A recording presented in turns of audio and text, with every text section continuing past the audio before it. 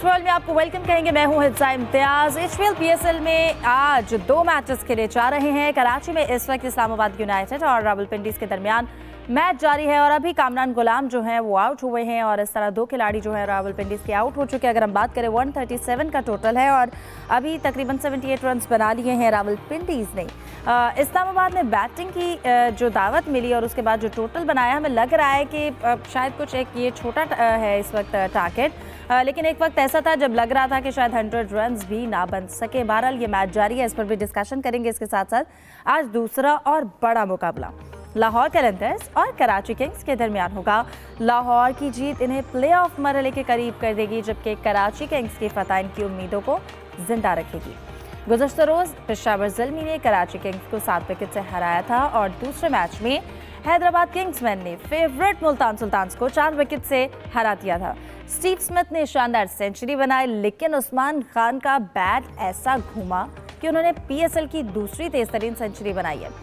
वो पीएसएल में 4 सेंचुरियां बनाने वाले पहले क्रिकेटर भी बन गए हैं। और इसके साथ साथ अगर हम बात करें मोहम्मद नवाज की, जिनका डोप टेस्ट पॉजिटिव आने पर आईसीसी को तहरीरी जवाब भी उन्होंने दे दिया है।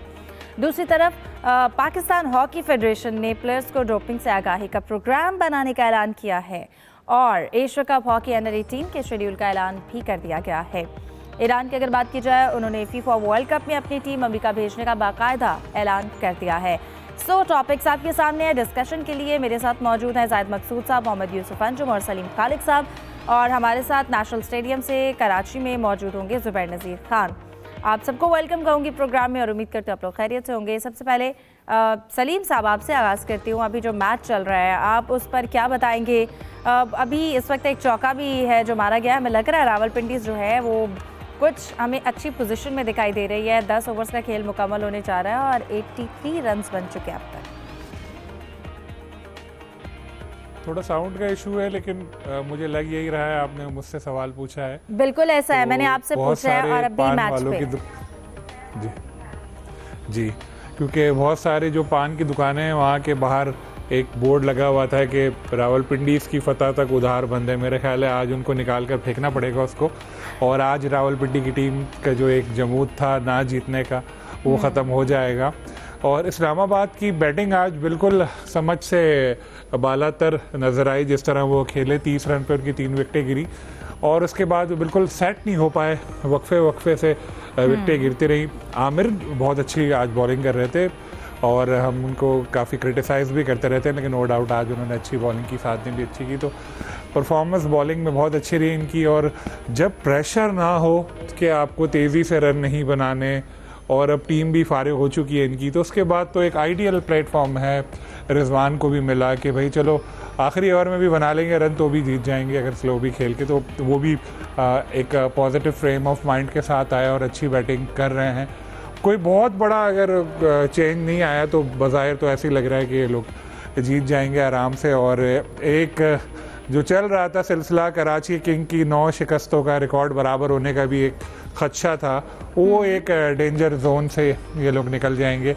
और इस्लामाबाद की टीम लेकिन डेंजर जोन में आ सकती है ये मैच अगर वो हारे गए तो, और जो लग भी रहा है अभी, क्योंकि इस वक्त कलंदर भी अच्छी फॉर्म में आ चुके हैं, हैदराबाद किंग्समैन भी अच्छी फॉर्म में हैं। तो अब मुकाबला जो है वो बढ़ता जा रहा है। और मुल्तान सुल्तान को हम ये समझ रहे थे, बल्कि मैं तो यही कह रहा था कि वो पहुंच चुके, लेकिन अभी जिस तरह से एकदम चेंजेस आ रही हैं उसके बाद तो कुछ भी पॉसिबल है।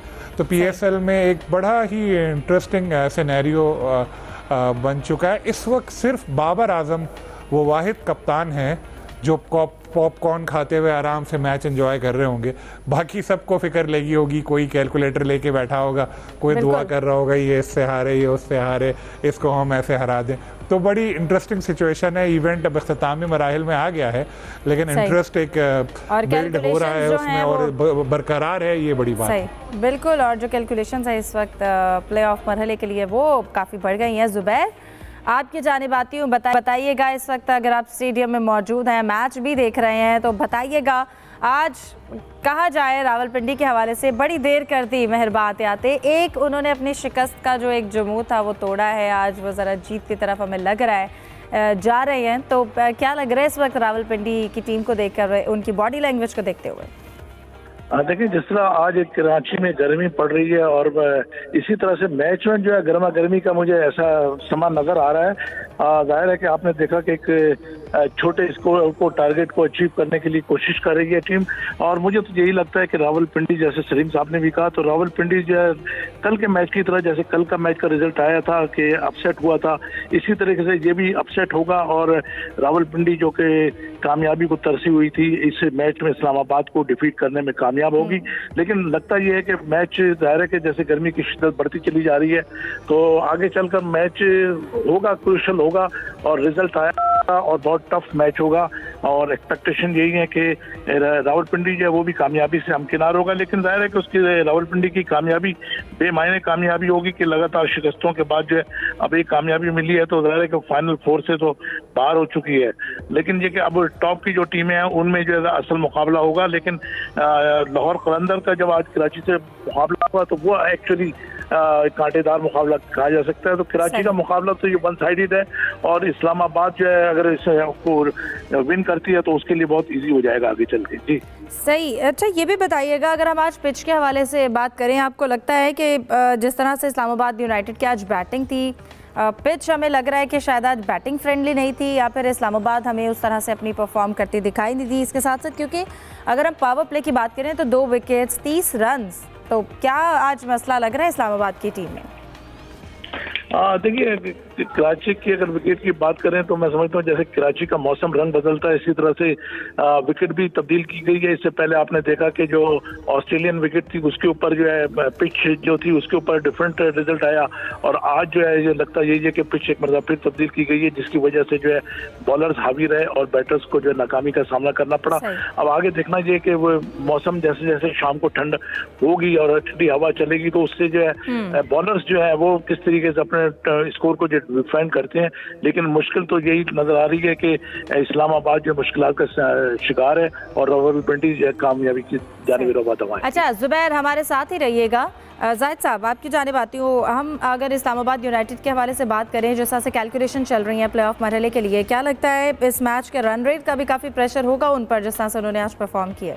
देखिए, इस्लामाबाद के पास तो भी चांस है कि उनका एक मैच और भी रहता है, लेकिन जहाँ तक रावलपिंडी का तल्लक है, ज़ाहिर है सबको इल्म है कि वो अपने मुसलसल 8 मैच रावलपिंडी की टीम हार चुकी है। आज उनकी जीत से या हार से फ़र्क सिर्फ इतना ही पड़ता है कि इश्क शोई के लिए ये कह सकते हैं रावलपिंडी के जो महंगी तरीन फ्रेंचाइज थी उनके मालिकान को भी हौसला हो। रिजवान अपना हाईएस्ट स्कोर जो है इस इवेंट का 43 पर खेल रहे हैं और आज 4 तब्दीलियाँ की थी।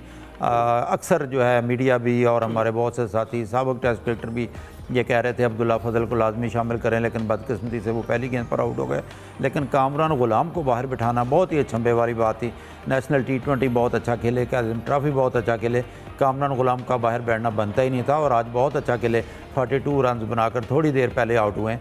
अब जो है 80% मैच या 70-80% तो रावलपिंडी की टीम है और ज़ाहिर है उनकी ये पहली फतह होगी। जहाँ तक आपने अभी ज़ुबैर नज़ीर खान ने गर्मा गर्मी का जिक्र किया, कराची का मौसम भी गर्म होगा, मैदान में भी हमने गर्मी देखी। जब मोहम्मद आमर ने फ़हीम अशरफ को आउट किया तो लगता ऐसा था कि मोहम्मद आमर ने कोई ना कोई ऐसा जुमला कसा कि फ़हीम अशरफ को फिर पकड़ कर बाहर ले जाया गया। तो ठीक है, ये वक्ती चीज़ें होती हैं, लेकिन इस सतह के प्लेयर्स में होनी नहीं चाहिए, क्योंकि मोहम्मद आमर भी बहुत ज़्यादा इंटरनेशनल क्रिकेट खेल चुके हैं, फ़हीम अशरफ कौमी टीम में शामिल हैं, वो भी बहुत ज़्यादा क्रिकेट खेल चुके हैं। और कहना चाहिए कि रावलपिंडी ने आज जो है बेहतर खेल पेश किया हर शोबे में। पहले उनके बॉलर्स बहुत अच्छा खेले और एक मौके पे तो ऐसा ही लगता था, जैसा आपने इंटरव्यू में भी कहा, कि शायद 100 रन भी ना बनाए, लेकिन 137 बन गया। क्योंकि अगर कराची के मैचेस का देखें, ओवरऑल एक जायज़ा लें तो 147, 148 यहाँ की एवरेज है। वैसे तो ज़्यादा रन भी यहाँ पे बने हैं, तो मुश्किल पेच दिखाई दे रही थी। लेकिन अब क्योंकि रावलपिंडी की टीम है ज़रा संभल कर खेल रही है, एक विकेट जल्द गिरने के बावजूद जो है वो 89 रन बना चुके हैं और उनके 2 ही खिलाड़ी आउट हैं। सही। अच्छा यूसुफ, अगर हम कैप्टनसी के हवाले से देखें, शादाब वर्सेस रिजवान, जिस तरह से आज चेंजेस की गई हैं, शादाब ने कोई चेंज नहीं की, लेकिन अगर हम बात करें मोहम्मद रिजवान की, उन्होंने 4 चेंजेस किए। उनके लिए वैसे भी एक लास्ट गेम थी, वो चेंज करना चाहते थे। जैसे जाहिद साहब ने भी जिक्र किया कामरान गुलाम के हवाले से। आपको क्या लगता है अगर हम दोनों कैप्टन के डिसीजन के हवाले से देखें तो हमें रिजवान की कैप्टनसी में क्या फ्लॉज नज़र आए? देखें, रिजवान की कप्तानी में के साथ साथ उनकी बैटिंग के हवाले से भी पूरी तनकीद होती रही है पूरे पाकिस्तान सुपर लीग के तमाम मैचेस के दौरान। आज उन्होंने रिस्क लिया कि ठीक है, अब जो बेंच पर लोग बैठे उनको मौका दें, जिन पर लोग बातें करें, इनको टीम का हिस्सा होना चाहिए, तो उनको उन्होंने आज चांस दिया और वो क्लिक भी कर गए। आज रिजवान भी जो लकीली अच्छी बैटिंग भी कर रहे हैं और कप्तानी भी आज उन्होंने अच्छी की है। मेरे ख्याल में इस्लामाबाद की निस्बत रिजवान जो कप्तान ज़्यादा अच्छा अगर साबित हुए। शादाब खान के फैसले यकीनी तौर पर अब देखना पड़ेंगे, फील्ड में वो इतने मौसर साबित नहीं हुए, कहीं ना कहीं यकीनी तौर पर उन्होंने गलतियां की होंगी और उनकी बैटिंग की तरफ से भी आज कोई पाकिस्तानी इतना अच्छा परफॉर्म नहीं कर पाया। कॉनवे ने 40 स्कोर किया, उसके बाद जो ग्रीन ने स्कोर किया और फिर चैपमैन ने 40 रन बनाए। तो पाकिस्तानियों की तरफ से कोई मुझे ज़्यादा आज के मैच में कोई इनपुट नज़र नहीं आई, ना उनकी बैटिंग में नज़र आई है, ना कप्तानी के हवाले से है। दूसरा, रिजवान यकीनी तौर पर आज खुशकिस्मत हो गए, आज वो मैच जीतने में कामयाब, जिस तरह उनकी बैटिंग जारी है। आज हम देख रहे हैं कि माजी में जो गलतियां उन्होंने की और उनके जो दीगर बैटर ने की, वो ये था कि रन तेज़ करने की कोशिश में बगैर बॉल देखे वो उनको देखा कि हमने शॉट्स भी खेलते जिस पर अपनी विकेटें गंवाते रहे, लेकिन आज वो संभल कर खेल रहे हैं। इतना बड़ा हदफ नहीं था जिसके लिए उन्होंने यकीनी तौर पर कोशिश की है और अब तक वो कामयाब रहे और लगता है कि आइंदा आप 8 से 10 मिनट तक मेरे ख्याल में उनकी कामयाबी के इम्कानात मज़ीद रोशन हो जाएंगे। लेकिन हमें सबसे ज़्यादा इंतज़ार है आज के मैच का जो लाहौर और कराची के दरमियान खेला जाना है। बिल्कुल ऐसा ही है यूसुफ। इसके बाद अब जो दूसरा आज का बड़ा मुकाबला है वो लाहौर और कराची है, जिसके बाद जो अगर हम बात करें पॉइंट्स टेबल की तो उसकी भी सूरत हाल बड़ी मुख्तलिफ हो जाएगी किसी की भी जीत से। अगर हम लाहौर की बात करें सलीम साहब, अगर आज एक तरह से लाहौर के लिए ये नॉकआउट मैच है, अगर आज लाहौर जीतती है तो वो थोड़ा प्लेऑफ के करीब हो जाती है, लेकिन कराची किंग्स के जीत के भी इम्कानात कितने हैं? इम्कानात तो देखिए किसी भी टीम को कभी नहीं कह सकते। जैसे आज रावलपिंडीज़ की टीम जीत रही है, लेकिन अगर मैच से पहले आप पूछते तो हम कहते 0% इम्कान है, इतने मैच ये लोग 8 मैच हार चुके हैं। तो इनकी कराची की भी नो डाउट परफॉर्मेंस बहुत ख़राब हुई। आगाज़ बहुत अच्छा लिया, लेकिन जिस तरह उनके कैप्टन बाहर गए, कंट्रोवर्सी में फंसे, फिर यहाँ आए, वार्नर इंजरी का शिकार हो गए, तो उनका पूरा एक जो रिदम बना हुआ था तो वो भी टूट गया, कॉम्बिनेशन जो था वो भी खराब हुआ, टीम एक और आउट हो गया, वो भी शायद मुतासिर हुई, जिसकी वजह से रिजवान जो है मैं सॉरी आपको इंटरप्ट कर रही हूँ, रिजवान जो है वो आउट हो गए हैं 45 रन्स पे और तीसरा आउट हुआ रावलपिंडीज़ का 92 रन्स पे। सॉरी, आप अपनी बात को कंटिन्यू कर सकते हैं। तो इस वजह से कराची की परफॉर्मेंस बहुत ज़्यादा मुतासिर हुई और उनकी टीम एकदम पीछे हो गई। मुझे लाहौर की टीम ज़्यादा बेहतर लग रही है। लाहौर का भी ऐसे ही परफॉर्मेंस में एक ख़राब हुई थी और ऑफ द फील्ड जो इश्यूज़ थे वो भी बहुत ज़्यादा उनके आए थे, लेकिन अब जो आखिरी 2 मैच अगर हम देखें तो उनकी परफॉर्मेंस एक ज़बरदस्त नज़र आ रही है। ख़ास तौर पर जिस तरह फ़खर जमान खेले तो उन्होंने पूरी टीम को एक उठा दिया सिंगल हैंडेडली, जिस तरह उन्होंने बैटिंग की और हम काफ़ी उनका जिक्र कर चुके हैं। फिर शाहीन बॉलिंग अच्छी कर रहे हैं, उनकी टीम में एक स्पिरिट नज़र आ रही है, जीतने का एक जज्बा नज़र आ रहा है, उनके पास चांस भी है। तो एक ज़बरदस्त तगड़े मैच की एक्सपेक्टेशन है और अगर लाहौर जीता तो उसका चांस काफ़ी बढ़ जाएगा आगे जाने का। सही। ज़ुबैर, जैसे कि आपने बताया कि मौसम काफ़ी गर्म है, लेकिन शाम में अगर हम बात करें तो कदरे बेहतर होगा। अगर हम पिच की कंडीशन की बात करें, जब दूसरा मैच होगा लेकिन वो लाहौर में खेला जाएगा, लेकिन ओवरऑल अभी अगर हम पिच की कंडीशन की बात करें जो हमने पुराने मैचेस में भी देखा है वहाँ पर, तो हमें इस बार कराची की पिचेस में वो स्कोर नज़र नहीं आया बनता हुआ जो हम देखते थे कि काफ़ी बैटिंग पैराडाइज विकेट्स हैं। हाँ देखिए, जैसा मैंने पहले कहा था कि कराची में जो मैचेस खेले गए दूसरे मरहले के, इसमें जो है 11 विकेटें बनाई गई थी, जिसमें से जो है ऑस्ट्रेलियन जो है मिट्टी की उसकी भी विकेट थी। उसका जो रिजल्ट कदरे मुख्तलिफ था। जो पाकिस्तानी विकेट बनाई गई थी उसने जो है डिफरेंट रिजल्ट दिया। जो ऑस्ट्रेलिया की विकेट थी उसके ऊपर बॉलर्स हावी नजर आए और बैटर्स के लिए बड़ी मुश्किलात हुई क्योंकि स्लो विकेट हो गई थी। लेकिन दूसरी विकेटें जो थी वो लाहौर की विकेटों से मुमासलत रखती हैं, जहाँ पर बैटर्स की जन्नत करार दिया जाता है। तो आज का जो, जैसे कि आपने देखा कि पहली इनिंग खेली है उन्होंने, तो उसमें जो है लगता यही है कि अभी जो बॉलर्स जो है ना वो हावी हो सकते हैं। जैसे मैंने पहले भी कहा था कि जाहिर है कि बिल्कुल आखिरी ओवर्स के अंदर जो है जब मैच जाएगा तो बहुत क्रूशियल मैच होगा और कोई भी टीम जीत सकती है, लेकिन मोस्टली चांस जो है रावलपिंडीज़ ही का ही है। जी सही।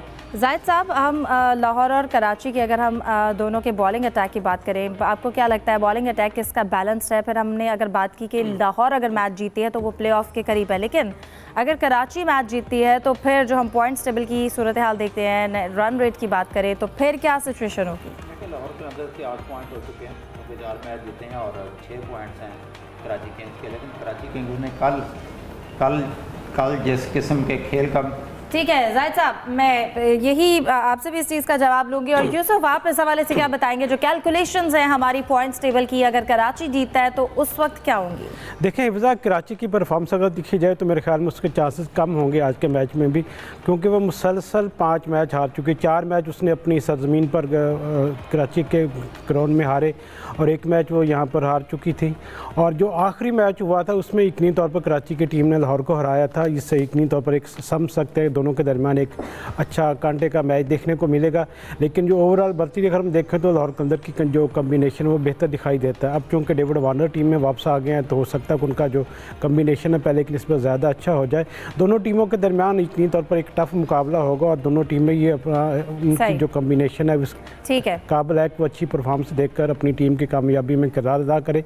आज देखना कि टॉस जीतकर बिल्कुल, और ये दोनों मैच जो हैं कराची और लाहौर का, इसमें एक राइवलरी भी होती है, तो ये एक बड़ा इंटरेस्टिंग मैच होगा। अभी रावलपिंडी ने 94 रन, 3 जो उनके प्लेयर्स हैं वो आउट हो चुके हैं और इस वक्त 14वें ओवर का ये खेल जारी है। डिस्कशन को कंटिन्यू करते हैं एक ब्रेक के बाद। Stay with us.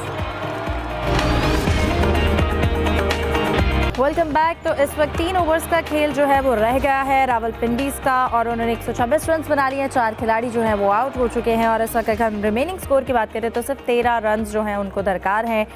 सलीम साहब, आपकी जानिब आना चाहती हूँ।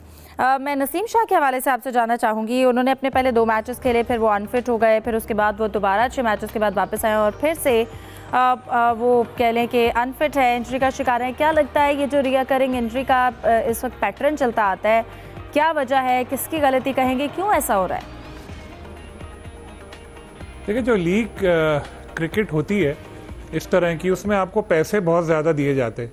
जब बहुत ज़्यादा पैसे दिए जाते हैं तो फिर आपको आराम का इतना मौका मिलता नहीं है, तो वो मुकम्मल फिट हुए नहीं होंगे जो बज़ाहिर ऐसा लग रहा है। और उसके बावजूद क्योंकि टीम मुसलसल हारे जा रही थी, कोई एक मैच तो जीतना था, तो उनको अधूरी फिटनेस के शायद साथ खिलाया गया, जिसकी वजह से फिर दोबारा मसाइल उनको पेश आए और लग ऐसे ही रहा है बज़ाहिर। लेकिन चले, उनकी टीम तो अच्छा खेल गई और अब तकरीबन मिचेल ने उनको जितवा ही दिया है। तो जो मकसद था वो जैसे तैसे करके उनको मिल तो गया, एक मैच तो जीत ही लिया है और कराची का रिकॉर्ड तोड़ने से भी बच गए वो। सही। यूसुफ, मैं मोहम्मद नवाज के डोपिंग टेस्ट के हवाले से आपसे जानना चाहूँगी, आपको क्या लगता है आईसीसी के रूल्स के मुताबिक कितना सस्पेंशन होगा? फिर इसके बाद अगर हम उनके करियर की बात करें, कितना इस केस से कितना सीरियस जो है उनको डैमेज पहुंच सकता है? इस केस में मोहम्मद नवाज़ का जो भी मौक़िफ़ था उसको आईसीसी तक पहुंचा दिया गया, क्योंकि आईसीसी ने सारी कार्रवाई शुरू की थी। उसी ने ये फैसला करना है कि मोहम्मद नवाज़ को कितनी सज़ा होनी चाहिए। अमूमी तौर पर देखा गया कि इस तरह के केसेस में बहुत ज़्यादा सज़ा नहीं दी जाती, क्योंकि जब हम बात करते हैं कुव्वत बख्श अद्वियात के इस्तेमाल की, तो उसकी जो सज़ा होती है वो 2 साल से 4 साल तक होती है। लेकिन इस तरह के केसेस में अमूमी सज़ाई सामने आती है। बिल्कुल, और एक 6 जो है वो रावलपिंडी की जानिब से भी खेला गया है और इस तरह लग रहा है कि आज रावलपिंडी जो है वो ये मैच जीत जाएगी। प्रोग्राम को यहाँ पर क्लोज करते हैं, टाइम ख़त्म हो गया है, हमें दीजिए इजाज़त। अल्लाह हाफ़िज़।